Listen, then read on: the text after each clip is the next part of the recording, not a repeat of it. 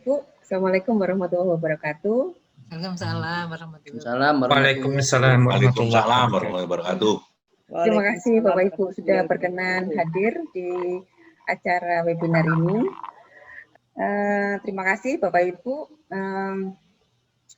Ini mungkin webinar yang kesekian kali yang kami adakan. Jadi tim COVID Buster adakan sehubungan dengan masih adanya pandemi di Indonesia. Saya mulai. Bismillahirrahmanirrahim. Assalamualaikum warahmatullahi wabarakatuh. Waalaikumsalam warahmatullahi wabarakatuh. Waalaikumsalam warahmatullahi wabarakatuh. Terima kasih. Dalam kondisi prima, kondisi sehat walafiat di siang hari ini, Bapak Ibu berkenan hadir, bisa bergabung dengan kami, dengan acara kami. Pertama-tama, kami ucapkan terima kasih kepada Bapak Imam dari New Malang Post yang berkenan hadir, berkenan join ya Pak di webinar siang ini. Kemudian Bapak Dedi Ahmad dari duta.com. Kemudian Bapak Noval Ardiansyah dari Times Indonesia dan Mbak Sylvie dari Surya. Terima kasih atas kehadirannya, terima kasih atas atensinya terhadap acara kami. Kemudian terima kasih pula kami sampaikan kepada Dr. Dani selaku penyintas, kemudian ada Pak Hanif, Dr. Hanif, kemudian ada juga Pak Cucu yang nanti kami akan sharing ya, akan sharing pengalaman. Kemudian terima kasih pula kepada Bapak Ibu dosen, karyawan, Bapak Ibu KRT yang berkenan mengikuti webinar kali ini. Terus terang saja, webinar kali ini webinar yang diadakan oleh COVID Buster, tim COVID Buster APM SDI Malang Kusiswara, ini sudah beberapa kali kami adakan. Tidak lain hanya untuk saling mengingatkan, saling berbagi gitu ya, saling berbagi bahwa pandemi COVID-19 ini masih belum selesai dan tren masih terus meningkat sampai hari ini. Saya izin share untuk beberapa informasi saja bahwa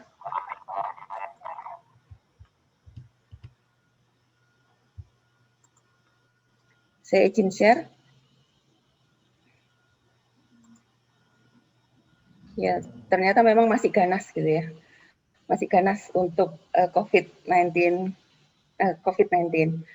Meskipun ada angin segar bahwa vaksin Sinovac itu sudah mulai disuntikan atau mulai dimasukkan ke dalam tubuh Presiden Jokowi kemarin, itu angin segar buat kita. Tetapi tetap harus protokol kesehatan 3M, 3T tetap harus dilaksanakan. Fungsi vaksin saya tidak begitu paham, tapi sepintas kalau saya pelajari bahwa itu menambah imun kita terhadap itu. Kami sampaikan, ini hanya sekedar informasi saja bahwa data COVID-19 di Kota Malang sampai dengan tanggal 14 Januari 2021 itu masih memang berkisar masih stabil ya, tapi stabilnya stabil, bukan stabil untuk tren menurun. Jadi masih tetap harus waspada, ekstra waspada dari kita semua untuk saling menjaga diri masing-masing. Jadi ini yang jumlah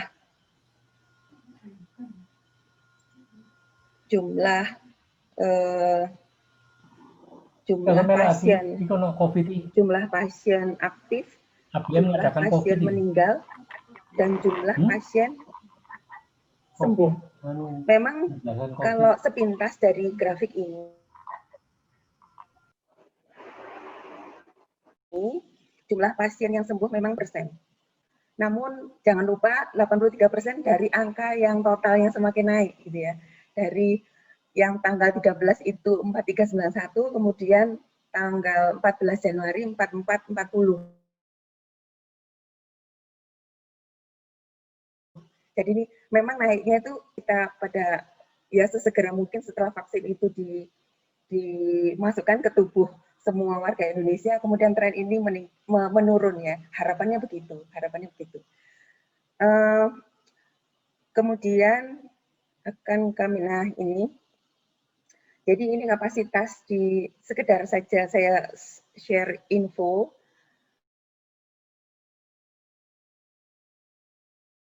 Bahwa ini adalah jadi ada ini data yang saya ambil dari home base-nya Satgas Covid Malang Raya.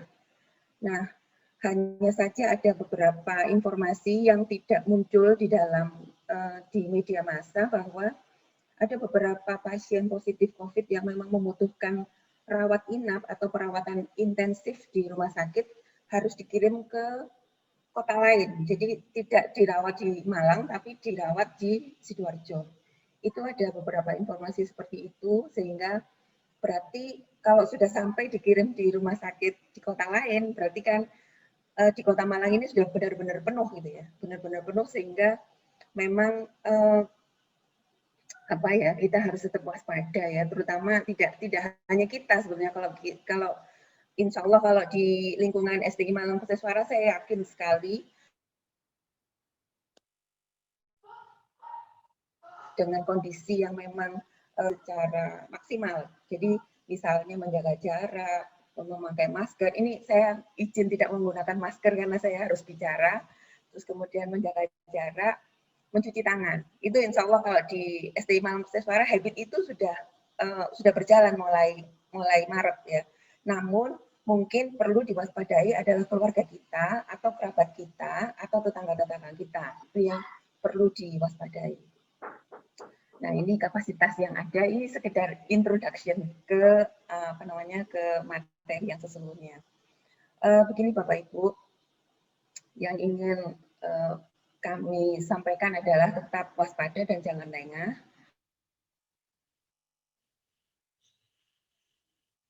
Nah, pada sesi ini ingin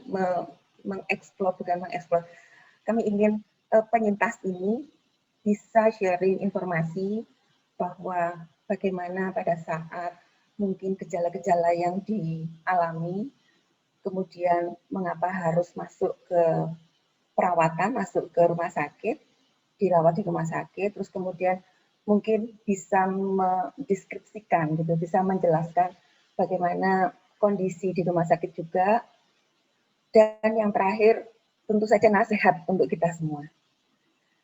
Oke, begitu saja. Demikian pengantar dari saya sebagai perwakilan dari tim COVID Buster SDI Malang Perseswara. Untuk kemudian saya persilakan Dr. Dhani. Saya persilakan Dr. Dhani untuk memulai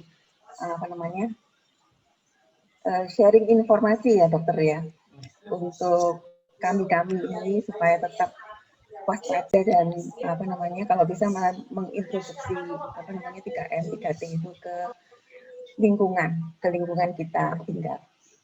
Kami persilakan Dr. Dhani.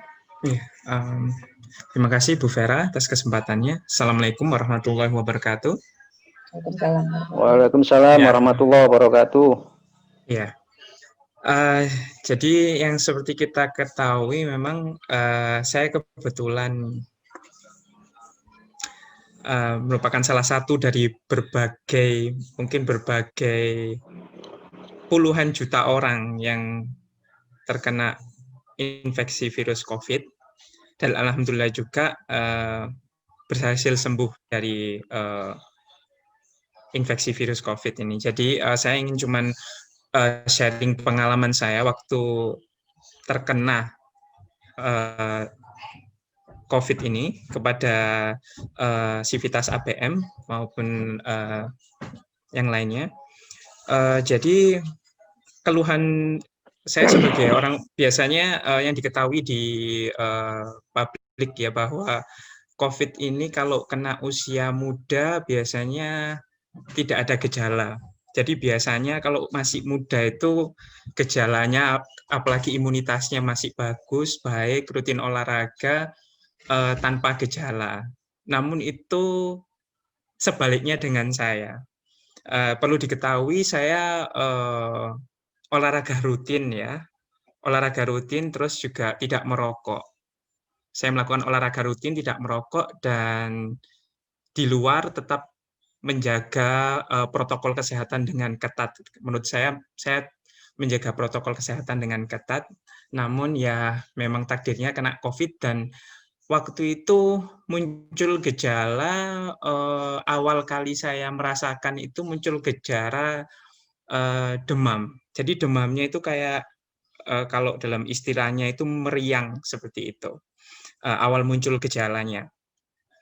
Lalu saya, karena ini di masa pandemi, segala sesuatu yang berhubungan dengan gejala flu dan demam, saya anggap COVID sebelum saya dapat tes. Jadi waktu itu saya hari pertama itu demam tinggi, besok harinya badan saya sakit semua. Nah, waktu itu saya sudah melakukan isolasi mandiri, tidak ada yang boleh dekat-dekat dengan saya, memakai masker di dalam rumah, sampai saya dilakukan tes swab PCR tersebut. Nah, keluhan saya pada waktu itu demam, menggigil, terus badan itu sakit semua. Nah, keluhan ini mirip kalau disalahartikan sama orang awam, biasanya keluhan DB atau keluhan tipes. Biasanya, oh bukan, ini kayak keluhan tipes, biasanya seperti itu. Atau ini seperti keluhan demam berdarah.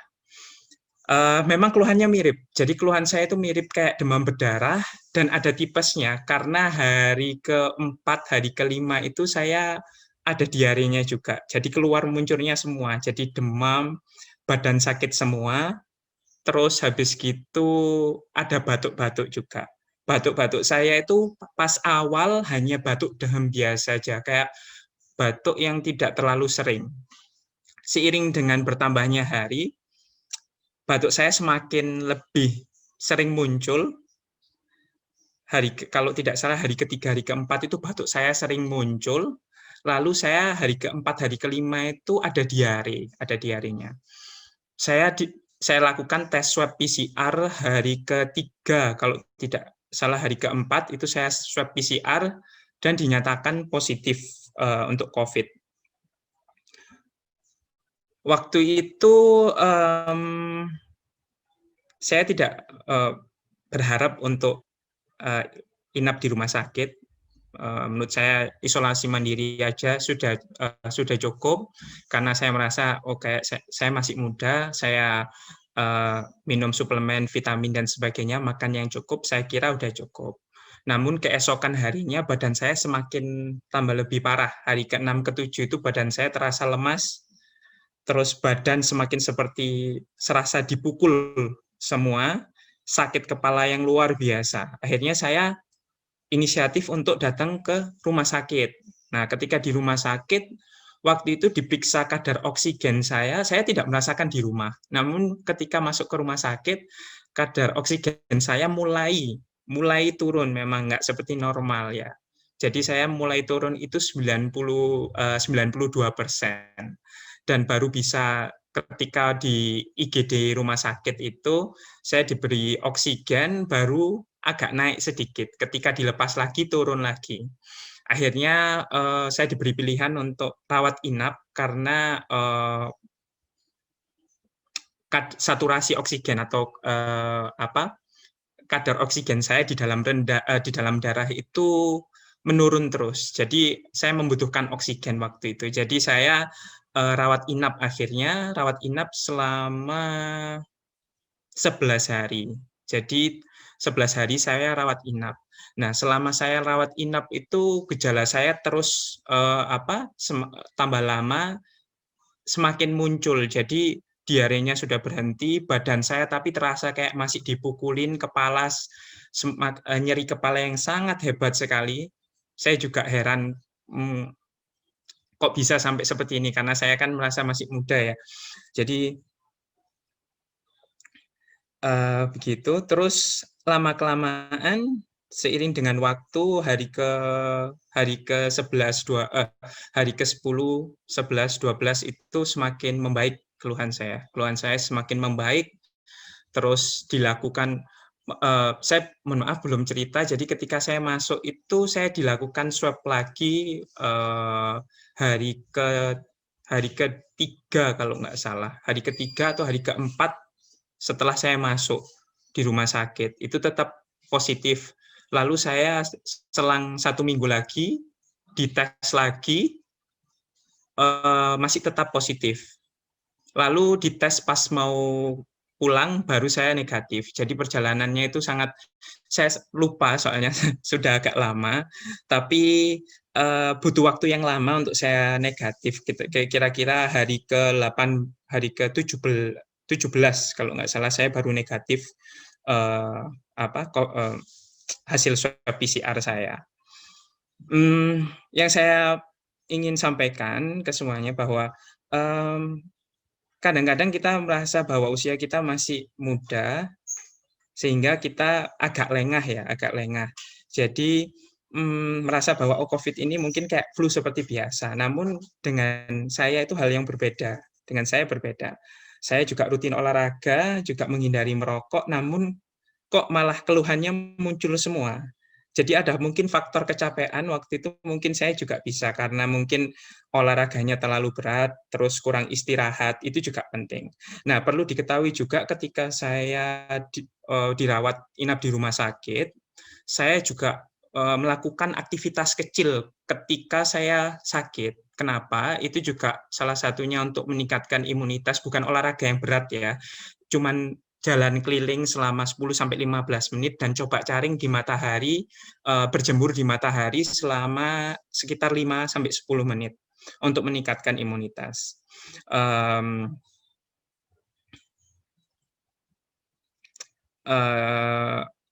Inti dari pengobatan COVID ini aslinya untuk kita, untuk menjaga kesehatan kita, menjaga kesehatan apalagi kalau udah dinyatakan positif COVID ya, jangan patah semangat dahulu, jangan patah semangat. Ketika kita divonis positif COVID itu seperti rasanya kayak dunianya berakhir atau orang lain tidak mau mendekati, jangan ya. Memang itu di masyarakat sekitar kalau kita positif COVID itu langsung parno gitu, walaupun kita sudah sembuh misalnya masih dijauhin seperti itu. Jangan patah semangat. Kita tetap kalau positif, keluhannya minim, tidak ada keluhan yang begitu berat, dijaga dengan makan yang banyak, terus suplemen, minum suplemen anjuran. Kalau misalnya dari biasanya kalau kita positif kan dihubungin puskesmas setempat menyarankan kita mengkonsumsi apa, itu dikonsumsi dengan rutin. Terus kita juga coba kalau misal kita keluhannya tidak begitu berat, kita coba jalan-jalan kecil, lakukan aktivitas, bukan olahraga kayak misalnya gowes atau misalnya lari, bukan seperti itu. Tapi kita usaha tiap hari kita coba keluar kena matahari 5 menit aja di depan rumah, terus melakukan stretching atau gerak di tempat selama 5-10 menit. Itu aja dari saya. Nah, yang perlu diketahui setelah saya swab saya negatif hari ke-17 itu, saya masih merasakan gejala yang namanya kalau istilah medisnya itu post-viral syndrome. Jadi ketika selesai orang setelah sembuh dari COVID itu gejalanya masih ada sisa, namanya post-viral syndrome. Ini yang perlu diketahui masyarakat umum, itu bukan berarti virusnya masih ada. Itu cuma sindrom pasca infeksi, dan itu juga terjadi pada infeksi virus-virus yang lain, bukan hanya COVID. Terjadi juga pada infeksi DB, virus dan infeksi virus yang lainnya. Jadi tidak perlu khawatir karena gejala pasca COVID ini bisa bertahan sampai 2 minggu. Jadi gejala pasca COVID atau post-viral syndrome ini akan menetap sampai 2 minggu. Dan selama kita swab negatif sampai 2 minggu itu, sebaiknya kita tidak memforsir diri kita untuk melakukan suatu pekerjaan yang terlalu berat.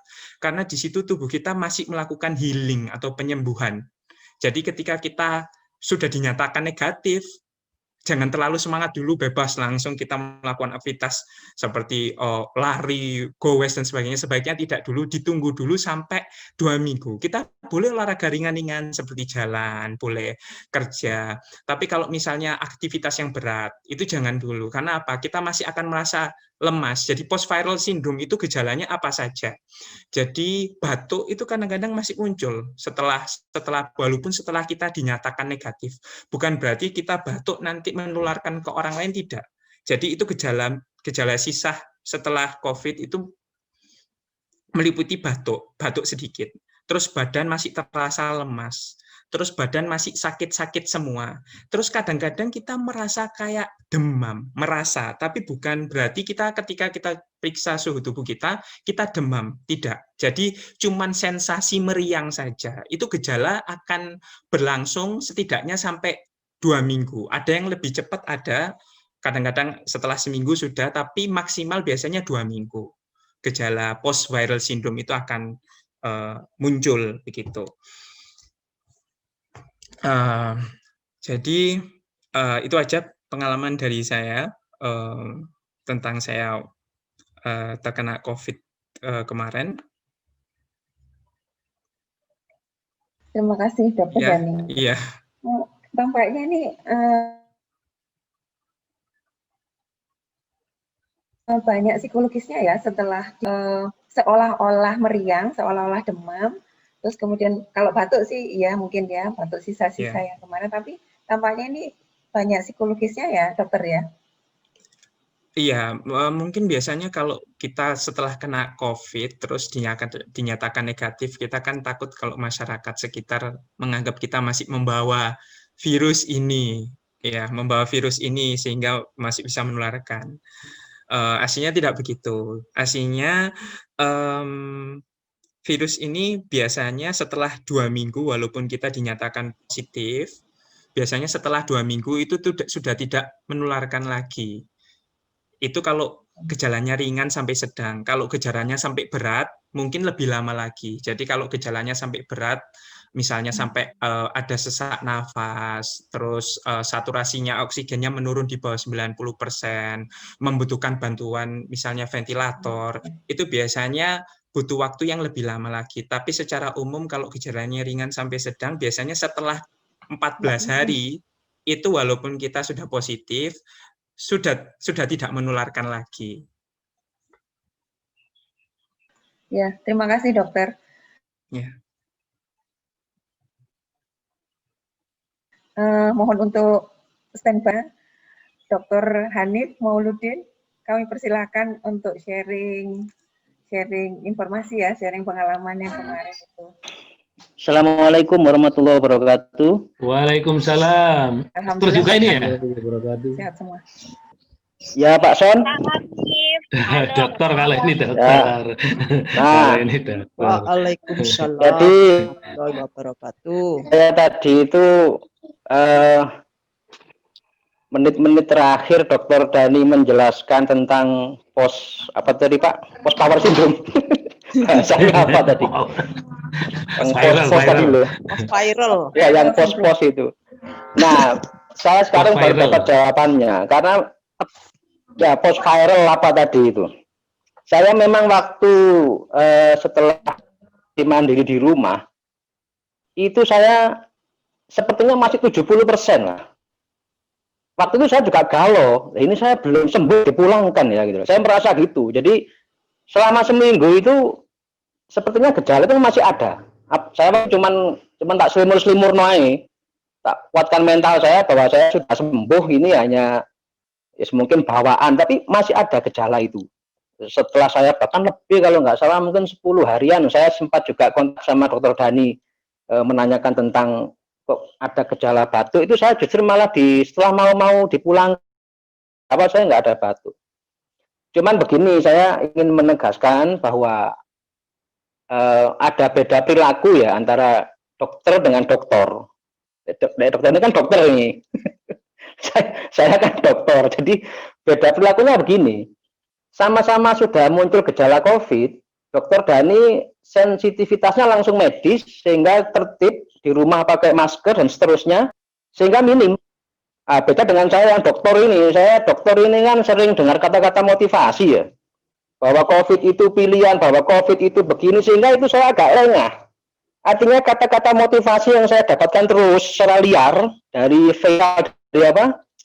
dari WhatsApp itu ya, misalkan kata-kata misalkan COVID itu apalah gitu ya misalkan ya. Yang penting kita itu mental gini, sedekah, baca Quran ini. Saya baru sadar itu di ruang isolasi. Ketika merenung gitu ya, kalau di kampung saya itu di majelis taklim itu seringkali kalau waktu ada wabah ini kan kita pendekatan spiritual. Kalau Dokter Dani pendekatannya medis ya, saya pendekatan spiritual. Beberapa arahan, baca surat ini, saya baca semua.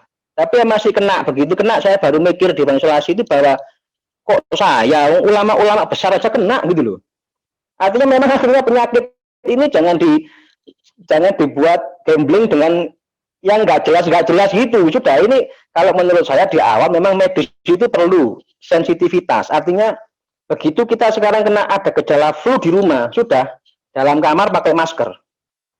Saya lengah di situ Pak sekalian. Saya lengah di situ. Jadi waktu saya itu awal kena sudah ada meriang, itu saya kasih seperti biasanya. Saya memang kan jarang minum obat kimia. Saya sudah hampir kalau nggak salah 10 tahun ini ya nggak kena kimia itu sering, tapi herbal, tolak angin, jinten, madu, nabawi lah ya. Memang sembuh. Saya minum itu gerges itu saya kasih itu malam saya keringetan, pagi saya enteng. Tapi habis maghrib muncul lagi itu. Tak kasih jinten, madu lagi, hilang lagi, malam keringetan. Pagi enak, saya masuk ke kampus hari Selasa itu ketemu Pak Kadarusman, ketemu saya malah makan nasi gorengnya Budarti itu sempat itu di ruang pasca. Hari apa itu Selasa atau Rabu itu. Nah, saya baru merasakan rodet itu hari ketiga kalau nggak 4, ketika mulut saya itu sudah mulai kayak tebel. Jadi mulut tebel itu sudah saya nggak bisa ngerasakan manis asin, nggak bisa. Terus penciuman saya itu hilang sekitar 3 atau 4 hari itu. Itu pun saya masih belum Pak, masih belum peka ya bahwa ini COVID. Enggak, karena tadi saya lebih banyak terpengaruh oleh positive thinking dan seterusnya itu bahwa ini bukan COVID gitu loh. Sehingga saya lengah di situ.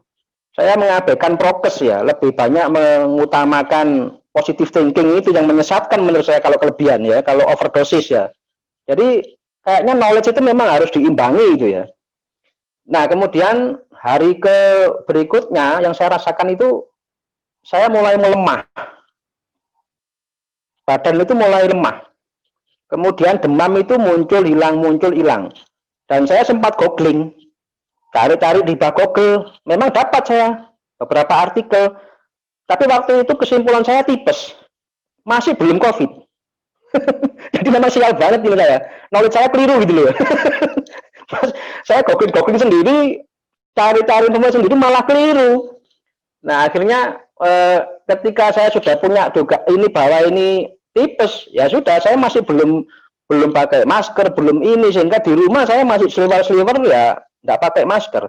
Walhasil itu hari Selasa, Rabu, Kamis, Jumat, Sabtu malam masih ingat, mungkin saya diundang oleh LSP untuk ikut ikut materi LSP malam itu. Begitu saya ikut, saya paksakan ikut, saya mau pingsan itu. Karena tiba-tiba saya ada kayak ada serangan kram di dada saya sebelah kanan. Sakitnya minta ampun, nggak tahu kenapa, tapi apa jantung ya saya bilang gitu. Tapi setahu saya kalau jantung kok kiri yang sakit, ini kok kanan. Itu sakitnya nemen Pak, kayak kram gitu loh. Mungkin demamnya atau apa saya nggak tahu istilah medis ya. Terus saya matikan Zoom itu, saya rebahan, itu kalau nggak salah hari Sabtu malam atau apa itu ya. Minggu saya makin KO, Minggu saya sudah gemetaran karena 4 hari terakhir itu saya nggak bisa makan memang. Saya hanya minum, kemudian bubur ya, tapi tambah lemes Pak. Nah terus hari Senin itu saya memutuskan untuk ke RSUB. Saya ke RSUB, ke UGD RSUB, kemudian ditangani di situ, di rongsen, diambil cek darah lengkap. Waktu itu apa ya istilahnya, PCR apa ya, yang belum swab Pak, itu saya non reaktif. Apa itu istilahnya saya nggak tahu, itu non reaktif. Kemudian kondisi paru-paru saya alhamdulillah waktu itu bagus, masih belum ada kayak flek putih, makanya saya nggak batuk. Saya sepanjang 7 hari di rumah itu saya nggak ada batuk Pak, nggak ada batuk, nggak ada sesak napas. Waktu masuk di UGD itu saturasi udara saya masih 95 awal itu. Terus masuk di ruang UGD itu karena rotok kredit, saya ketemu banyak orang-orang yang ruwet-ruwet itu. Mungkin saya terpengaruh mental saya ya, psikologi saya terpengaruh di situ. Saturasi udara saya turun Pak, 90. Terus saya dipisahkan di ruang UGD itu, dipisahkan lagi, dapat 15 menit, sehingga dicek itu naik lagi, jadi naik turun 90, 93, 90, 94 antara itu. Cuman keluhan sesak enggak ada. Nah, terus langsung saya di swab, dapat 1 jam kalau nggak salah, itu sudah keluar swabnya dan dinyatakan positif. Nah, kemudian dokter waktu itu dokter PPDS atau apa istilahnya yang jaga itu, dokter spesialis paru, yaitu menjelaskan ke saya bahwa Bapak positif COVID. Tetapi melihat kondisi melihat kondisi medis yang lain, sesak, kemudian hasil foto torak dan seterusnya, sebenarnya Bapak ada peluang untuk di rumah, tidak harus diisolasi rumah sakit, bisa di rumah, nanti dipantau, dikasih obat. Tapi saya mikirnya, lah di rumah saya banyak orang, saya takut nular. Akhirnya saya memutuskan dengan PD-nya waktu itu, saya nggak tahu bayangan ruang isolasi kayak apa. Bayangan saya ruang isolasi itu kayak ruangan sendiri, enak gitu. Akhirnya saya dengan beraninya itu ngomong, udah isolasi aja, buaya gitu. Akhirnya betul dituruti ya. Begitu masuk ruang isolasi itu, Masya Allah, kaget ya. Makanya saya mungkin tidak bicara dari sisi medis sekalian ya. Kalau sisi medis, prokes mungkin sudah lazim, sudah masif, Bapak Ibu sudah sering dengar ya, 3M itu kan. 3M, kalau versi dokter Tirta itu 4M itu. M yang terakhir makan gitu kan. Kalau yang sekarang malah sudah 5M itu. Habis makan, kemudian melungker, jadi banyak tidur istirahat, 8 jam per hari, jadi itu untuk imunitas katanya. Nah, saya waktu masuk di ruang isolasi itu, Bapak sekalian, nah saya beranggapan begini, tadi Dokter Dhani menjelaskan bahwa Dokter Dhani itu secara prokes sebelum kena COVID, artinya preventifnya Dokter Dhani itu sudah 100% ya kalau saya bilang. Oh, bermasker, dan seterusnya. Tapi itu masih kena gitu loh. Jadi artinya banyak keanehan mungkin, atau banyak anomali lah kalau kita bilang di masalah COVID ini. Tetapi yang ingin saya sharing ke Bapak sekalian bahwa berangkat dari asumsi itu berarti ada semacam preposisi lah katakan gitu ya, bahwa semua orang itu punya peluang untuk kena COVID. Apakah dia sudah prokes, sudah 3M, bahkan 5M, atau bahkan mungkin ekstrimnya dia menjadi di rumah, ada kemungkinan itu masih kena COVID. Masih pulang, Mami. Nah, COVID ini kan begini, kalau masih OTG, saya termasuk klaster keluarga ya. Satu rumah saya kena COVID semua, positif semua. Waktu itu saya bingung banget itu waktu di rumah sakit itu. Hanya anak saya yang selamat 2, tapi bapak saya, ibu saya, pembantu, istri saya semua positif. Hanya bapak sama pembantu itu OTG tanpa gejala. Kemudian ibu saya karena komorbid ada diabetes harus dirujuk ke rumah sakit, termasuk istri saya juga. Nah, waktu awal-awal itu memang yang perlu Bapak Ibu persiapkan memang begini. Kalau berasumsi bahwa semua orang itu bisa kena COVID, dan COVID itu gradasinya bisa di rumah, bisa di safe house, bisa di ruang isolasi, kalau nggak ketolong ya bisa di ICU. Kayak kasus ibu saya itu sampai ke semester, sampai ke ruang ICU, dan itu pengobatan di ICU itu kasus ibu saya itu sampai finalnya sampai kondisi terakhir yang waktu itu keluarga saya sama kakak sampai harus rapat karena waktu itu biayanya sampai 125 juta untuk atempra sama nyuntikan apa itu satu hari sekali suntik itu 29 juta, ada yang 20 juta, pokoknya budgetnya itu sampai 125 juta. Kita. Nah, saya kira waktu itu ini opsi ini kalau nggak diambil itu gimana? Diambil itu saya sempat juga baca-baca jurnal artikel kesehatan bagaimana probabilitas dengan pendekatan itu kesembuhan juga nggak besar gitu ya. Tapi nggak ada lagi. Kita waktu itu mikirnya wes bismillah demi orang tua daripada kecewa. Oh yang nggak tertolong ya. Nah, tetapi ingin saya tekankan di Bapak Ibu sekalian bahwa mental menurut saya yang harus dikuatkan. Karena kasusnya ibu saya itu sebenarnya tidak hanya medis. Ibu saya sejak awal itu memang ya orang desa ya orang kampung mendengar kata dokter itu sudah grogi gitu loh. Mendengar apalagi masuk rumah sakit utambah down. Nah makanya ketika saya pantau dengan petugas yang ada yang waktu itu merawat ibu saya di ICU dan seterusnya, SMS yang saya terima dari tim medis yang merawat, yang paling sering saya dapatkan itu kesimpulannya adalah ini ibu masih belum stabil, masih galau, masih ini. Nah, kata-kata ini saya kaitkan dengan mental. Jadi memang di ruang isolasi, kalau orang itu tidak biasa, saya aja yang nekat ya, waktu itu yang memilih untuk aku isolasi dengan PD-nya itu, saya 2 hari Pak, sekalian penyesuaian untuk bisa makan, bisa nggak takut, bisa apa itu saya sekitar 2 hari lah. Karena ruang isolasi itu berbeda dengan ruang perawatan. Kalau di ruang isolasi itu kalau sudah kita, kebetulan waktu itu saya tahu persis orang yang sudah saturasi udaranya tinggal mungkin 70 waktu itu, dia teriak-teriak nggak bisa napas, minta dibantu oksigen, itu perawat datang itu sekitar 10-15 menit. Nggak bisa langsung. Kenapa? Saya waktu selesai saya tanya perawat waktu ngecek saya itu, Bu, kok tadi orang sudah crowded kok datangnya lama ya perawat ya? Dia bilang, iya Pak, kita kan harus pakai APD dulu. Pakai APD itu nggak Pak, nggak sebentar, lama gitu loh. Nah jadi memang di ruang isolasi itu di samping pendekatan medis yang harus disiapkan itu mental. Ya kita nggak berharap Bapak Ibu kita semua masuk ruang isolasi, nggak berharap. Tapi andaikan ada yang, ya jangan berharap itulah, tapi andaikan, maka mental yang harus disiapkan. Karena jarang dibahas bahwa banyak orang itu masuk ruang isolasi itu, saya bahasanya mungkin nggak begitu parah. Ya setengah parah lah, mungkin gejala umum, sesak, batuk gini ya, ngerges, demam. Begitu masuk ruang isolasi, itu tambah stres, tambah nggak sembuh gitu loh. Kasus itu banyak gitu loh.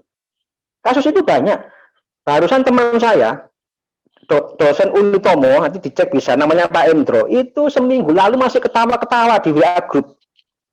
Orangnya memang orang yang gampang guyon. Nah, dia keluhannya apa? Dia merasa nggak nyaman di ruang isolasi.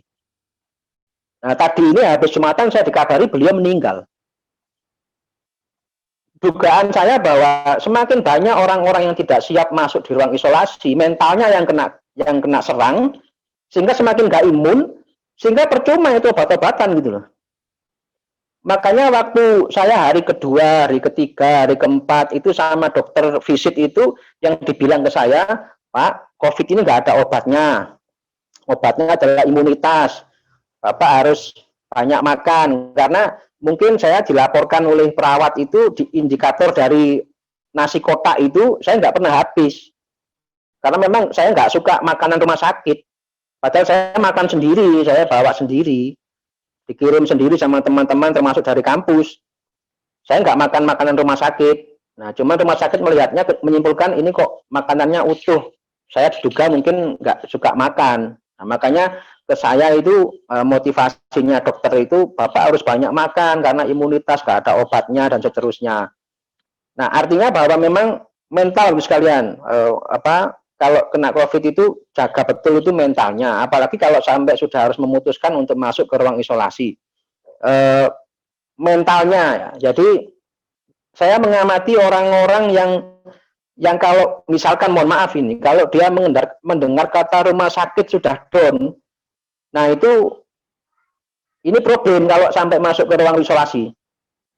Nah, makanya ini yang menurut saya tidak pernah dikasih tahu ke kita. Kita mikirnya itu hanya preventifnya 3M dan seterusnya. Padahal sudah 3M ataupun diam di rumah, itu masih probabilitas kena ada. Nah, kalau sudah kena, kalau masih isolasi mandiri, nggak masalah ya. Karena rumah ini lebih enak memang. Rumah ini 30% suasana rumah ini sudah penyembuh gitu loh. Nggak ada stres di sini. Di rumah kita nggak ada stres. Tapi kalau ruang isolasi, itu Bapak berjuangnya dua. Satu dengan penyakitnya, dua dengan lingkungannya. Sangat tidak enak ruang isolasi. Apalagi kalau yang saya alami itu satu ruang saya berisi 4 crowded semua. Saya sempat mengalami satu orang itu tahu meninggal dunia, dibungkus plastik itu Pak, ya memang isolasi itu. Nah, jadi mentalnya sekalian, saya ingin menekankan itu mentalnya. Ya, jadi jangan sampai kalau andekan itu terpapar terus harus masuk ruang isolasi, kuatkan mentalnya sudah. Ya mungkin 1-2 hari itu kita berjuang melawan itu, melawan kondisi itu. Saya mungkin di situ Bu Vera ingin sharingnya itu di masalah mental itu aja. Kalau masalah kesehatannya ya Dokter Dhani lah yang lebih kompeten. Saya kira itu. Terima kasih. Assalamualaikum warahmatullahi wabarakatuh. Waalaikumsalam warahmatullahi wabarakatuh. Terima kasih Dr. Hanif. Waalaikumsalam warahmatullahi wabarakatuh. Secara hampir sama ya, berarti sisi psikologis. Kalau versinya Dr. Dhani tadi itu menyampaikan sisi psikologis, kalau Dr. Hanif tadi menyampaikan positive thinking kan ya, positive thinking, mental gitu ya, mental yang dijaga supaya cepat sembuh gitu ya. Terima kasih Dr. Hanif. Sekarang ke Pak Juju ya. Pak Juju sudah join kan Pak Juju. Monggo silakan Pak Juju.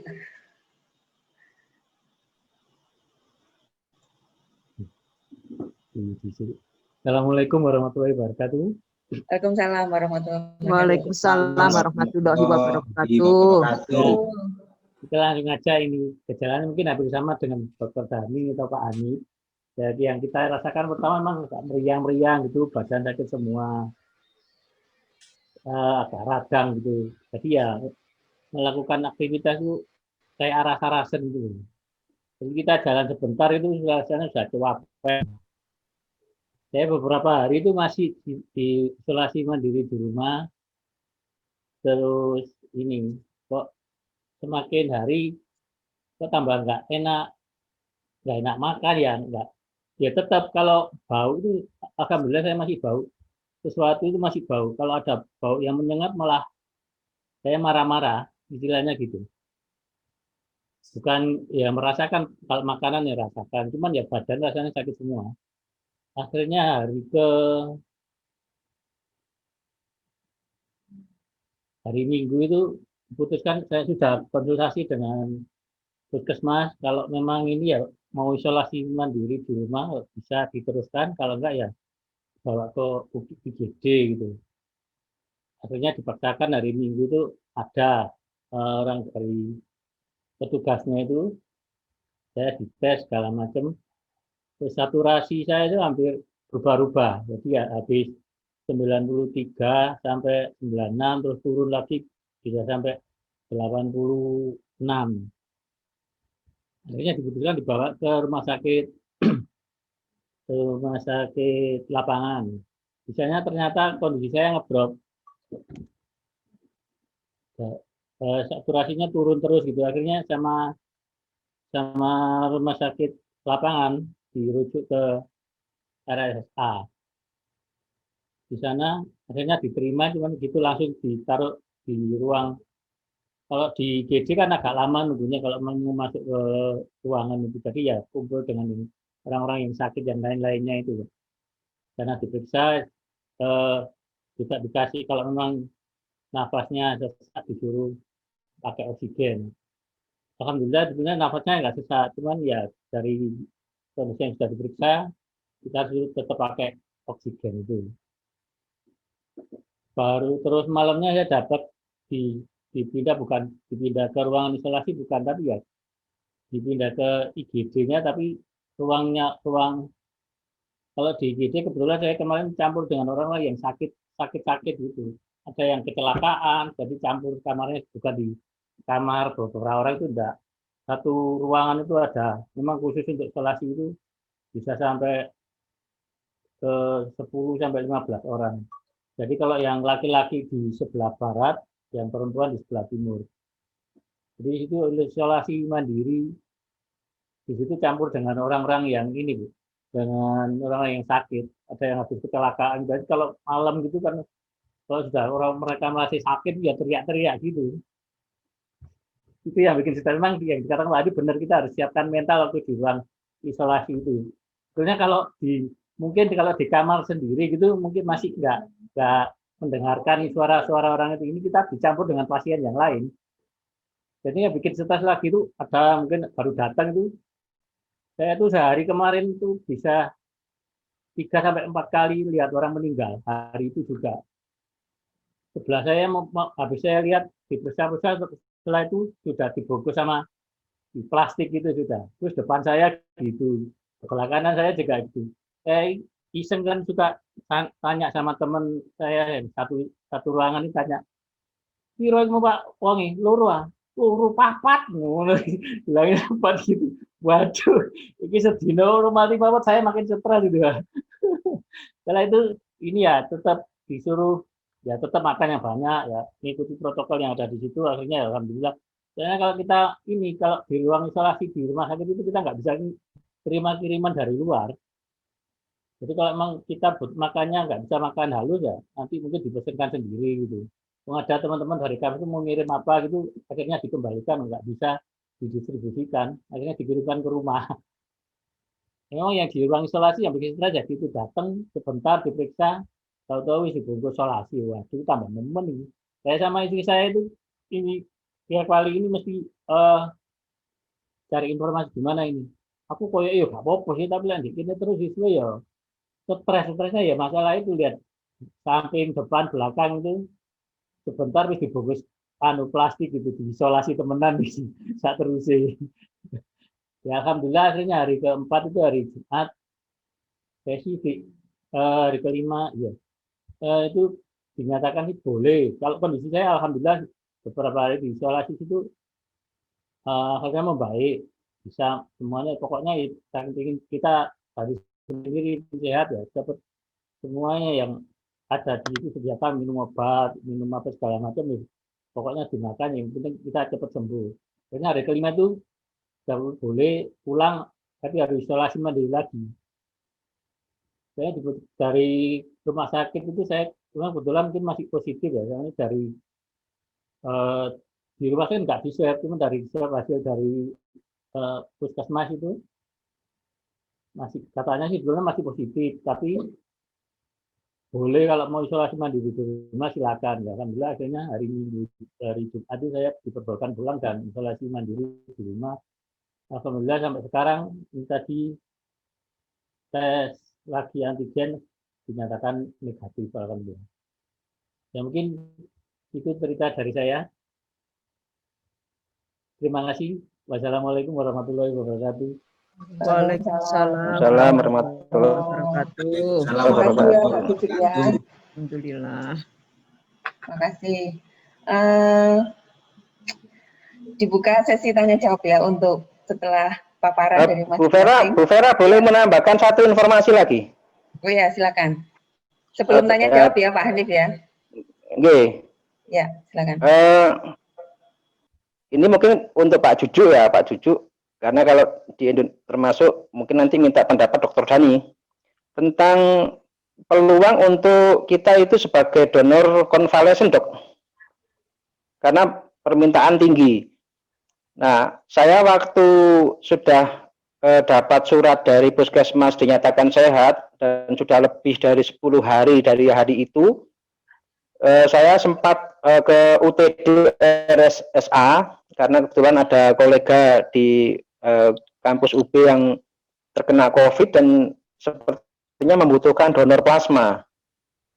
Kemudian saya sempat mendonorkan plasma saya di UTD RSSA.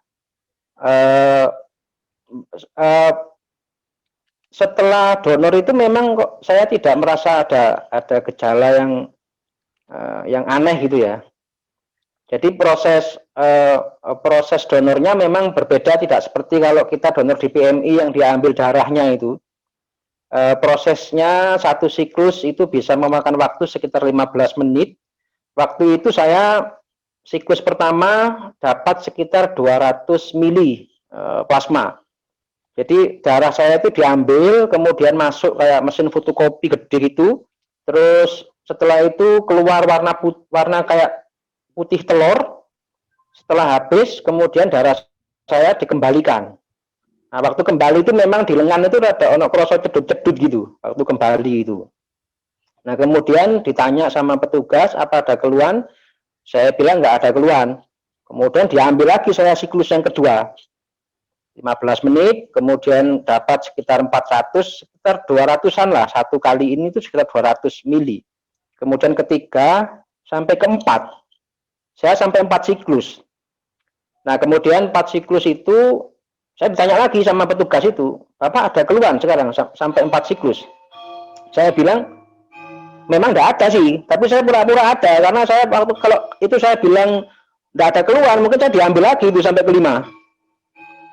Nah, akhirnya saya rada grogi juga melihat, wah ini ampun saya sudah mulai penuh nih, diambil terus saya khawatir bablas gitu loh ya. Nah, akhirnya waktu keempat itu saya bilang ke petugas itu, saya kok merasa agak dingin ya, saya bilang gitu kan. Saya bilang merasa agak dingin, terus saya dikasih selimut, terus ya sudah Pak cukup, berarti yang sudah 4 ini aja, kita dulu, bagus wake, bahannya saya ulang, aku kekurangan apa itu antigennya terus habis gitu loh ya. Nah terus setelah itu pulang, saya amati di rumah itu nggak ada keluhan, maksudnya nggak ada kayak lemes apa, nggak ada. Jadi mungkin donor konvalesen itu secara yang saya alami memang nggak ada keluhan, tapi saya nggak tahu nanti bagaimana penjelasan Dokter Dhani, apakah itu juga beresiko. Karena kemarin 3 hari yang lalu saya juga dihubungi lagi oleh RSSA bahwa saya layak, diminta lagi darah saya. Tapi untuk yang kedua ini saya agak mikir karena istri anak-anak sudah bilang, wis gak usah Pak, wis sekali wae wis ngono. Gak usah kedua kali. Akhirnya saya manut. Yang kedua saya ndak ikut donor. Tapi andaikan Bapak Pak Juju atau berminat untuk sedekah antibodinya kalau sudah berlebih, saya kira prosesnya memang agak lama tapi nggak terasa sakit. Nggak terasa sakit ya, biasa aja. Nah, manfaatnya kalau kita ikut donor itu ya dapat bonus ini Pak. Waktu sebelum donor itu kan kita di screening. Screening yang pertama saya lolos, kemudian screening kedua itu lolos juga alhamdulillah. Itu kita dapat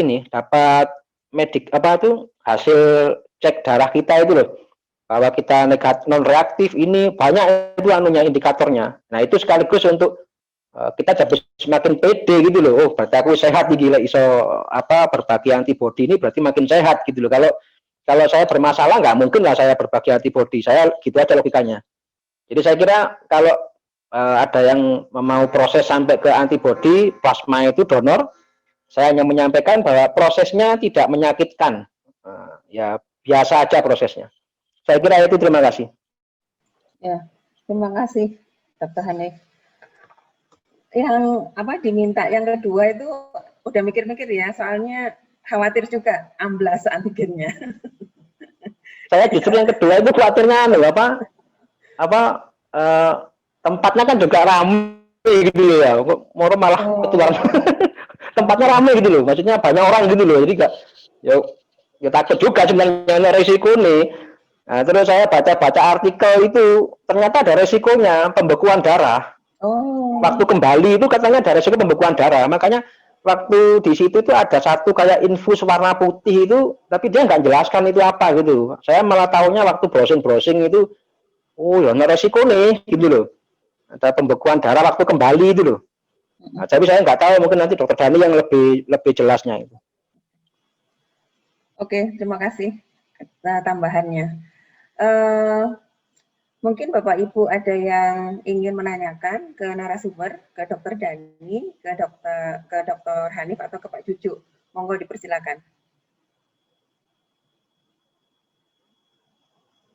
Yang terutama batuk tadi ya, berarti batuk itu secara umum berlaku ya untuk semua pasien yang positif ya. Kok tadi Dokter Dani tadi batuk, tapi Pak Cucuk nggak sempat cerita kalau memang ada gejala batuk pada saat dinyatakan positif. Batuknya biasa aja, Bu. Oh, tapi bukan batuk yang hebat gitu, bukan batuk kering ya Pak ya? Gini aja. Cuma satunya aja, ini naik turunnya itu. Sama panas tiba-tiba, tapi panasnya itu normal, nggak sampai yang 37 ke atas itu enggak. 35, 36 gitu. Cuman ya gitu rasanya demam, meriang, segala macam gitu. Iya, dan penciuman tadi masih normal ya Pak Cucuk ya? Normal. Iya. Kalau baunya menyengat gitu, hidung saya ini baunya mesti ini, itu bau apa? Gitu. Minyak kayu putih saya nggak seneng gitu. Bau makanan yang masakannya menyengat gitu juga nggak mau, makanya tambah nggak doyan makan kalau baunya seperti menyengat gitu. Oh iya, oke. Ya, terima kasih. Ada Bapak Ibu yang ingin ditanyakan ke narasumber? Yang jelas pasti panas ya. Cuman panasnya kalau Pak Cucu mungkin tidak se ekstrim, tidak selama panasnya itu tidak terlalu lama gitu ya, tidak terlalu lama. Juga tidak ada penciuman yang hilang. Kalau mungkin Pak Hanif ada penciuman yang hilang, sepertinya seingat saya dulu cerita. Memang kalau donor plasma ada teman, jadi saya punya teman yang bekerja di BPJS Ketenagakerjaan, beliau adalah penyintas juga. Pada saat mereka punya grup WA, jadi pada saat ada kebutuhan plasma, kebutuhan donor plasma, itu mereka share info. Nah, namun Bu Rahma ini pada saat screening ditolak karena pernah hamil. Jadi mungkin probabilitas untuk penyintas yang akan donor plasma, kalau yang pernah hamil mungkin sudah nggak perlu daftar gitu maksudnya. Tapi kalau yang laki-laki mungkin potensinya atau probabilitasnya lebih besar dibandingkan yang wanita. Kemudian apakah tidak ada yang ditanyakan ke Dr. Dani, ke Dr. Hanif sama ke Pak Cucu? Oke, kalau memang tidak ada yang ditanyakan, mungkin Dr. Dani bisa menyampaikan sesuatu ya, Dokter, sebelum mungkin kita akhiri. Terus kemudian tentang apakah bisa menyampaikan tentang vaksin ya, Dokter ya? Oh iya, boleh. Terima kasih, Dokter. Untuk yang tadi, untuk yang pertama menjawab pertanyaan Pak Hanif tentang plasma konvalesen itu, jadi pihak PMI sendiri mereka punya kriteria ya. Jadi awal memang diambil darah itu kita di screening, ada berbagai screening untuk biar kita ketika donor itu tidak ada penyakit atau penyakit yang menularkan seperti hepatitis dan sebagainya. Setelah itu mereka ada kriteria juga. Jadi misalnya tidak sembarangan orang yang setelah kena COVID bisa langsung melakukan donor. Jadi mereka ada kriteria seperti mereka harus 14 hari memiliki bebas gejala. Ada kriteria berat badan juga. Kriteria rapid antigen harus tetap positif. Dalam artian antibodinya harus masih beredar di dalam peredaran darah. Kalau misalnya rapidnya negatif, nggak ada antibodi lagi di dalam darahnya untuk dilakukan plasma konvalesen. Jadi ada kriteria tertentu. Untuk efek sampingnya plasma konvalesen itu secara umum sama kayak kita donor darah aslinya, sama kayak kita donor darah. Jadi plasma itu kan banyak air isinya. Jadi kita kalau diambil darahnya, kita juga bisa dehidrasi. Tekanan darah kita bisa turun, makanya kita merasakan pusing.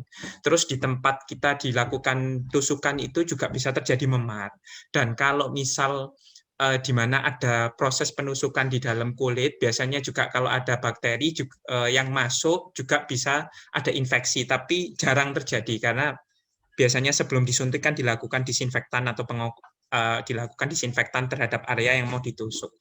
Untuk yang beku itu Pak Hanif, untuk resiko gangguan pembekuan itu mungkin kalau sebelumnya mempunyai kelainan pembekuan darah ya, tapi secara umum Tidak sih, secara umum tidak menyebabkan pembekuan gitu atau clotting gitu, istilah medisnya tidak. Kalau memang sebelumnya memang ada kelainan darah itu mungkin meningkatkan karena di dalam plasma itu juga ada faktor pembekuan gitu. Jadi ada faktor yang membantu kita ketika kita berdarah, dia membantu untuk melakukan proses pembekuan. Tapi secara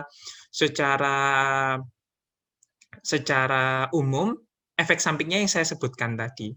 Jadi pusing, tekanan darah turun, terus badan agak merasa lebih lemas karena tekanan darah itu turun, lalu memar di bagian daerah yang disuntik, itu aja sih rata-rata efek sampingnya.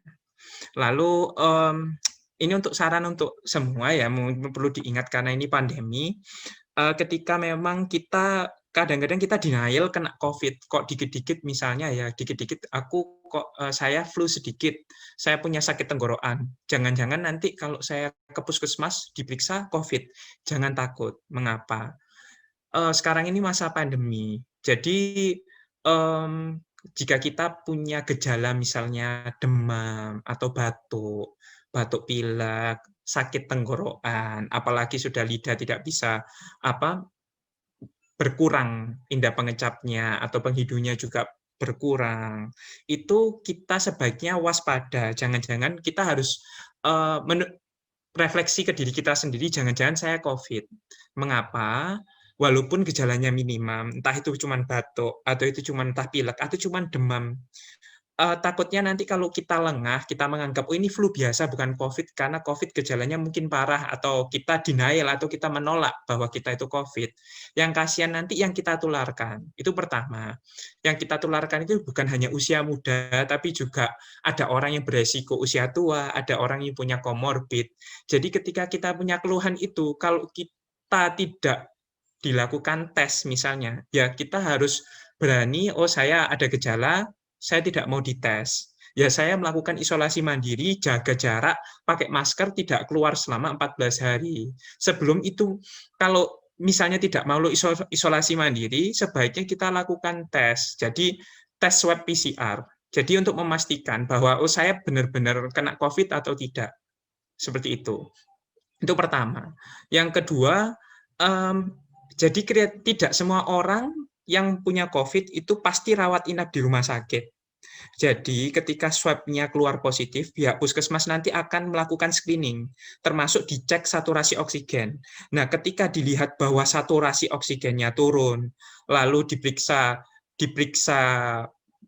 dirujuk mungkin sama puskesmasnya, ternyata di rumah sakit difoto, gambarannya sudah parah, fotonya. Nah, itu nanti dokter akan menentukan apakah ini kriteria rawat inap atau pulang. Jadi tidak semena-mena orang ini wajib inap rumah sakit semua, tidak. Jadi semua ada kriterianya sendiri. Jadi tidak semua orang yang kena COVID pasti rawat inap di rumah sakit. Tidak. Jadi kalau memang tanda vitalnya stabil, itu boleh rawat inap bisa isolasi mandiri di rumah dengan menjaga protokol kesehatan yang ketat. Itu. Lalu untuk yang vaksin, bagaimana Bu Vera? Mungkin apa? Kalau vaksin ini kan gini, barusan saja kita pakai Sinovac, bukan kita. Negara memutuskan untuk sementara menggunakan Sinovac. Nah, maksud saya begini, bagaimana persentase jika kita menggunakan vaksin ya? Bagaimana persentase kita tidak mendapat positif COVID tidak terpapar COVID-19 jika kita menggunakan vaksin, dokter. Itu satu. Terus kemudian yang kedua, apakah kalau sudah divaksin itu kita sudah bebas merdeka gitu tanpa apapun kita keluar gitu loh, jalan-jalan gitu. Kan batasnya itu suntikan pertama adalah suntikan pertama dan suntikan kedua itu seingat saya 2-3 minggu. Nah, apakah setelah 3 minggu itu terus kemudian kita bisa bebas merdeka? Terus ya kita seperti yang dulu gitu loh, dokter. Ya kita juga pengen seperti yang dulu lagi. Saya yakin Bapak Ibu semua itu kepingin yang seperti dulu lagi gitu, dokter. Terima kasih, dokter. Ya, jadi saya menjelaskan dulu prinsip vaksinnya COVID ini bagaimana. Jadi vaksin COVID ini, vaksin COVID ini itu diambil bagian dari virus, yaitu namanya partikel RNA-nya untuk dimasukkan ke dalam tubuh kita. Fungsinya apa? Agar tubuh bisa menciptakan tentara yang cukup, atau istilah medisnya antibodi yang cukup, sehingga ketika datang virusnya beneran, tentara kita sudah siap. Selama ini kan kalau kita belum divaksin, ketika virus masuk, tubuh butuh proses untuk menciptakan antibodi. Kalau dengan vaksin, jadi partikel virusnya dimasukkan dengan harapan tubuh kita merespon ini sebagai ancaman. Kita juga bisa. Sehingga memproduksi antibodi. Nah, apakah ketika divaksin kita bisa bebas seperti itu? Nah, ini makanya ini di sini ada efektivitas terhadap vaksin. Ada berbagai ini vaksin ini belum bisa jadi setelah ini kita Oke. Jadi vaksin ini tergantung jenis vaksin, karena vaksin di sini ada efektivitasnya. Jadi kenapa kok ada efektivitas vaksin 50%? Ada yang efektivitasnya 90%. Apa yang dimaksud dari efektivitas 50%, 90% begini. Jadi ketika ada 300 orang dilakukan vaksinasi, misalnya dilakukan vaksin ya, lalu berapa persen, jika efektivitasnya cuma 50%, berarti bisa dikatakan dari 300 orang ini, 150 sukses. Dalam artian ketika divaksin, 150 ini kena COVID, COVID-nya itu cuma gejala ringan atau tidak mempunyai gejala. Yang 150% lain berarti mengakibat gejala yang berat. Jadi bukan berarti kita divaksin, lalu kita tidak bisa kena COVID. Loh, bisa, kita divaksin bisa, tapi nanti kalau dengan harapan ketika kita dilakukan vaksin, kita sudah mempunyai tentara itu aja. Jadi mengurangi derajat sakit kita. Yang seharusnya kita sakit berat, kita jadi sakitnya ringan atau bahkan asimptomatis, tidak mempunyai gejala. Ketika kita divaksin, apakah kita kalau kena COVID bisa menularkan ke orang lain? Bisa. Misal, saya divaksin. Sudah divaksin, saya naudzubillah kena COVID setelah dilakukan vaksinasi. Saya tidak masalah. Nah, tergantung tubuh kita meresponnya gimana. Kalau misal tentara kita cukup, sudah misalnya antibodi kita cukup kuat atau cukup banyak, COVID ini cepat sekali dihilangkan dari tubuh kita. Tapi kalau tidak cepat, gejala kita mungkin ringan atau mungkin tidak ada gejala sama sekali, tapi kita mempunyai potensi untuk menularkan ke orang lain yang belum divaksinasi. Jadi dalam artian kalau kita sudah dilakukan vaksin, apakah kita bebas? Belum tentu. Jadi kita divaksin, kita kena COVID. Semua orang setelah divaksin pasti bisa kena COVID kalau tidak melakukan protokol kesehatan, tidak pakai masker. Tapi derajat keparahannya itu ringan.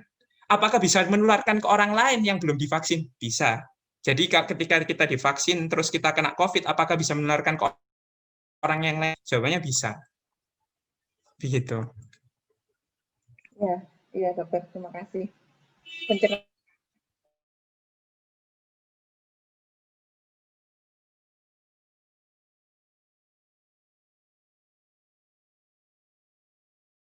Menggunakan masker, nah itu kan menjadi bulian di medsos ya dokter ya. Iya, benar. Iya, berarti masih tetap prokes ya, prokes ketat ini masih ya. Terus kemudian saya masih menggali lagi tentang vaksin dokter. Vaksin itu sebaiknya memang diberikan ke orang yang memang sudah berumur dulu, karena kan ada kriteria, saya baca di artikel itu, kriteria untuk pemberian vaksin di Indonesia itu umur 18, ingat saya 18 dokter, 18 sampai dengan 59 tahun. Berarti itu prioritaskah atau memang hanya umur yang itu yang memperoleh vaksin? Jadi gini, Bu Vera, jadi ada kriteria kita bisa memberikan vaksin, karena ini juga masih vaksinnya ini masih dalam fase 3 ya, fase 3 ini hasilnya sudah siap untuk diproduksi, cuman masih belum dalam, jadi clinical trial atau uji klinisnya masih belum jumlah populasi yang banyak gitu. Jadi ini kan karena memang keadaan darurat kita jadi memakai vaksin ini. Karena apa? Kalau tidak dipakai vaksin ini, jumlah orang yang kena COVID dan akhirnya menuju kriteria berat dan sampai meninggal itu kan semakin banyak. Jadi kita memang ini urgensi untuk. Tapi secara umum vaksin ini ada kriterianya, Bu Vera. Jadi misal vaksin ini nggak boleh diberikan kepada orang yang punya penyakit tertentu. Misal dia punya penyakit yang membuat kekebalan tubuh dia rendah. Misalnya punya gagal jantung, punya gangguan ginjal, punya kelainan darah, itu semua kan kondisi yang membuat kekebalan tubuh turun. Nah, di situ tidak boleh diberikan vaksin terlebih dahulu karena kan kita harus menyeimbang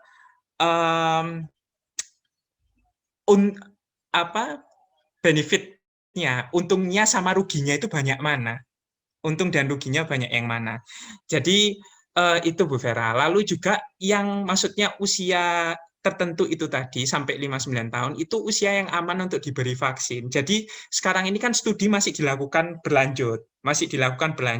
Ada juga yang saya baca juga yang menyatakan orang HIV boleh dilakukan vaksinasi asalkan jumlah ini sekian. Nah, itu studi masih berkembang. Tapi sementara ini kriterianya masih ketat. Jadi karena masih belum dilakukan penelitian yang lebih lanjut, jadi kriterianya ketat itu tadi. Jadi beberapa orang yang punya penyakit tertentu itu tidak boleh divaksin dulu. Yang usia sekian sampai sekian ini yang aman dilakukan vaksin. Seperti itu, Bu Vera. Ya. Ini ada pertanyaan dari Mas Andi ya. Dok, terkait hasil uji klinis vaksin Sinovac yang disebutkan efikasinya 65,3%, bisa dijelaskan bedanya efikasi dengan efektivitas? Karena banyak yang tidak paham apa itu efikasi, apakah sama dengan efektivitas. Monggo dokter. Ini dokter Eli mau sudah dijawab, Dokter Elizabeth, monggo dijawab itu. Oh ya, jadi efikasi lebih ke arah penelitian, kalau efektivitas lebih ke arah dunia nyata. Ya, terima kasih Dokter Wong. Bapak Ibu. Lagi mungkin? Iya, kalau dari saya sih saya banyak ngoceh dari dokter. Monggo Bapak Ibu kalau ada yang ingin ditanyakan lagi, mungkin ada yang ditanyakan donor plasma seperti yang tadi disampaikan oleh Dr. Hanif, terus kemudian Pak Judy tadi mungkin ada yang ditanyakan lagi.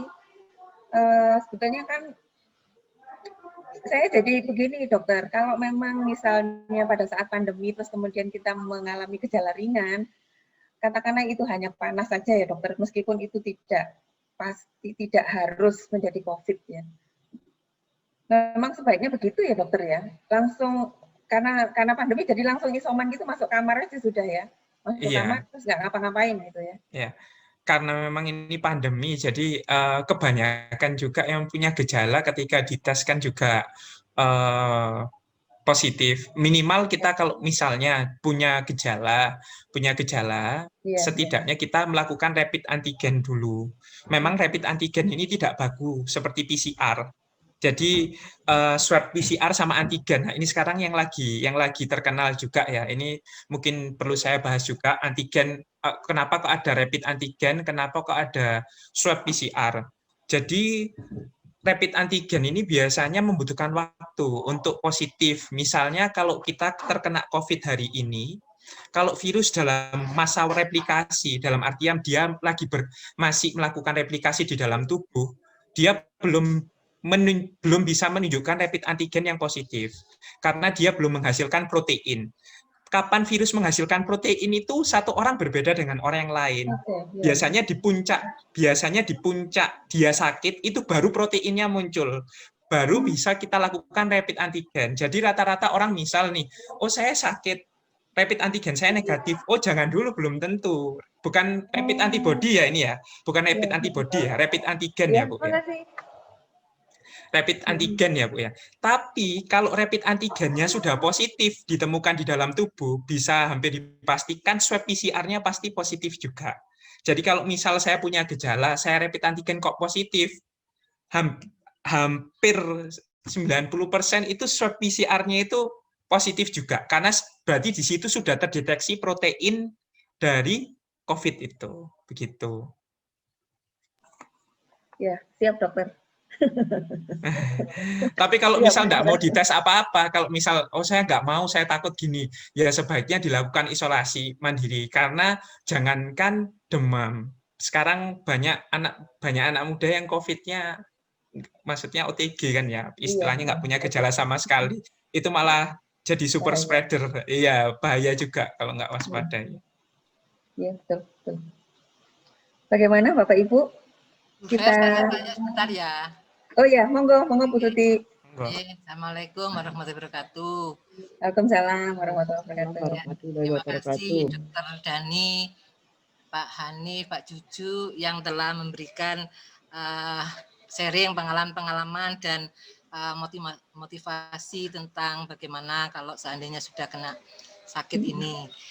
Kemudian yang saya tanyakan ke Dr. Dani, yang pertama gini dokter, kalau saya lihat tadi, dengarkan tadi kan ada yang sudah olahraga, kemudian prokesnya bagus tapi kena. Kemudian yang kena itu yang masih muda dan yang sudah tua juga. Kemudian ada yang cepat sembuh, ada yang tidak. Pertanyaan saya sebenarnya untuk hasil swab yang positif itu apakah ada kadarnya ya? Artinya ini kena virusnya cuma sedikit jadi cepat sembuh, ini banyak jadi lama ya, selain memang kondisi masing-masing. Itu yang pertama. Yang kedua berkaitan dengan OTG ya, yang orang tanpa gejala tadi. Kalau saya pernah dengar atau yang sering dengar, virus ini kan kebanyakan menyerang paru-paru ya, walaupun ada menyerang di organ yang lain. Seperti orang yang OTG ini, apakah sebenarnya virus itu sudah menyerang salah satu organ manusia, hanya orang itu tidak merasakan atau tidak ada organ yang sakit gitu loh. Itu aja dokter. Itu aja, ada dua pertanyaan saya. Mudah-mudahan saya mengharap kita semua sehat ya. Jadi cukup Amin. Pak Hani, Pak Juju itu aja yang sakit sudah stop. Sekarang kita sehat semua. Ya. Amin, amin. Itu aja. Nggih, matur nuwun Bu Tuti. Monggo dokter. Semangat sehat. Ya. Amin. Bu Jadi pertama yang pertanyaan yang akan saya jawab itu apakah ada kadarnya misalnya swab PCR. Jadi gini, ketika kita punya gejala lalu kita dilakukan swab PCR dan dinyatakan positif, biasanya kalau tempat labnya keterangannya lengkap itu biasanya ada dikatakan CT value, CT value di situ di keterangan. Nah, CT value ini bisa menentukan apakah kita ini mendekati sembuh atau baru awal-awal kena infeksi. Nah, jadi begini, semakin rendah nanti CT value itu bisa dilihat. Kalau kita semakin rendah, biasanya itu angka-angka rendah itu di bawah 20 ya, di bawah 20. Jadi angka rendah itu di bawah 30 itu masih termasuk rendah. Itu biasanya kita punya potensi untuk menularkan ke orang lain. Semakin rendah, maka semakin menularnya semakin tinggi. Dalam artian kalau kita misal dapat 13 atau 17 atau 20, berarti untuk potensi untuk menularkan ke orang lain itu lebih tinggi. Nah, semakin tinggi, misalnya di atas 35, batasannya 35, itu walaupun positif, kita sudah minim untuk menularkan ke orang lain. Misal kita dilakukan swab yang kedua, loh kok dokter kok saya masih positif? CT value-nya dilihat sudah berapa minggu jarak swab pertama dan kedua. Misal swab pertama hari pertama, swab keduanya hari ke-10 atau hari ke-14. Loh kok saya masih positif? CT value-nya berapa? Oh 35 atau 36. Oh itu berarti sudah penyembuhan. Nah, itu kemungkinan untuk menularkan minim, bahkan tidak ada. Itu mengindikasikan bahwa mungkin di bawah di dalam tubuh kita ada sisa-sisa virus. Karena kelemahannya di swab PCR ini adalah dia tidak bisa mendeteksikan virus hidup atau mati. Jadi kalau virus mati pun ada sisa di dalam tenggorokan kita atau di hidung kita, itu partikelnya kedeteksi positif. Tapi bukan berarti virusnya masih bereplikasi di dalam tubuh kita, seperti itu. Jadi semakin rendah, semakin penularannya semakin tinggi. Semakin sembuh, berarti semakin tinggi. Biasanya di atas 30, 35 ke atas itu udah mendekati penyembuhan, pertama. Untuk yang kedua, pertanyaannya tadi itu, apakah kalau orang COVID kena OTG, itu apakah kena organ atau tidak kena organ yang vital atau tidak. Jadi begini, COVID masuk ke dalam tubuh kita bisa memunculkan gejala atau tidak, atau orang ini punya gejala atau tidak, itu banyak berbagai faktor. Termasuk ada faktor usia, faktor gaya hidup, faktor kita mohon maaf merokok atau tidak, dan banyak faktor karena gaya hidup kita, seperti kita hidup sehat atau tidak. Dan yang satu lagi, jumlah virus yang masuk ke tubuh. Jadi jumlah virus yang masuk ke tubuh, kalau jumlah virus namanya viral load atau jumlah virus yang masuk ke tubuh minim, maka tentara lokal itu antibodi lokal kita itu memerangi dahulu, jadi belum sampai dia nyebar kemana-mana. Seperti itu. Jadi belum sampai dia mengakibatkan kerusakan yang parah. Nah, hal itu kan seperti saya sebutkan tadi, ada faktor usia, ada faktor gaya hidup, ada faktor merokok, dan sebagainya. Itu juga menentukan. Dan faktor jumlah virus yang masuk ke dalam tubuh. Kalau OTG, bisa dipastikan belum menyerang organ-organ vital. Jadi kalau misalnya ada positif, tapi OTG dia belum menyerang organ-organ yang lain. Seperti itu, Bu Tuti. Iya, makasih. Iya. Ya, terima kasih dokter. Adakah yang mau ditanyakan lagi, Bapak Ibu? Monggo, saya persilakan.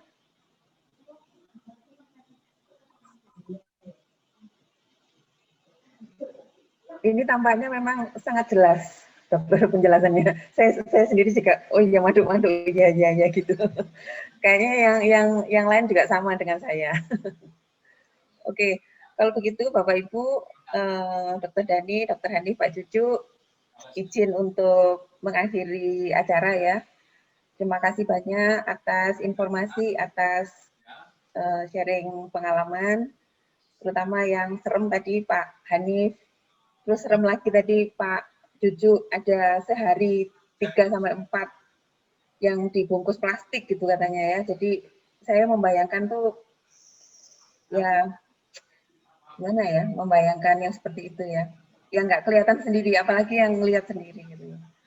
Tapi mungkin kalau yang dokter gitu mungkin berbeda lagi ya, karena udah tiap hari ketemu, jadi terbiasa. Kalau kita yang orang awam ini memang tampaknya serem, tapi kalau mungkin dokter yang tiap hari ketemu, terus kemudian perawat, bidan dan sebagainya, drivernya ambulans juga mungkin sudah terbiasa. Tetapi apapun itu, yang penting mudah-mudahan apa yang kita agenda hari ini, webinar hari ini bermanfaat ya, benar-benar bermanfaat untuk kita dan lingkungan kita. Gitu. Jadi tidak sekedar kita sendiri, tetapi paling tidak itu ada pasangan hidup, anak-anak, kemudian orang tua, tetangga dan sebagainya. Mungkin informasi-informasi ini bisa disampaikan ke yang belum menerima.